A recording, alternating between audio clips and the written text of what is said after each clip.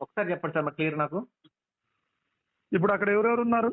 మీ అంటే ఇప్పుడు రాత్రి ఉన్న పిల్లలు ఉన్నారుగా వాళ్ళే.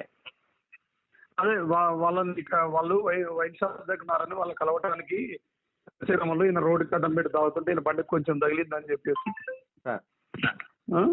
కొంచెం తగిలిందని చెప్పేసి అట్లా పెట్టి ఓకే.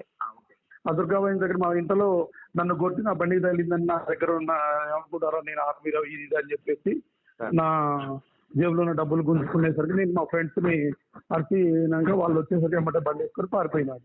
ఓకే.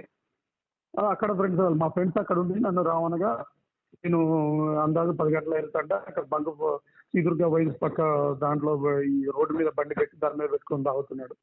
నాది వెళ్ళి వెహికల్ కొద్దిగా తగిలేసరికి నన్ను ఇట్లా బెదిరించేసి ఇష్టం వచ్చినట్టు కొట్టి నా వెహికల్ తగిలిస్తా డబ్బులు ఇవ్వక అనుకుంటూ నా జేబులో ఉన్న డబ్బులు 2400 గుంజుకొని ఇష్టం వచ్చినట్లు కొట్టిన నేను ఆ రంగంలో ఎంత అక్కడ మా స్నేహితులు అందరూ అక్కడికి వచ్చేసరికి బైక్ తీసుకొని పారిపోయిండు. నేను హాస్పిటల్కి వెళ్ళి చూసుకొని ఈరోజు వచ్చి పిటిషన్ ఇస్తున్నాను. ఓకేనా? సరే. ఓకే. అది తాటిఘాటలు ఒక్కసారి కొద్దిగా నెడతావు.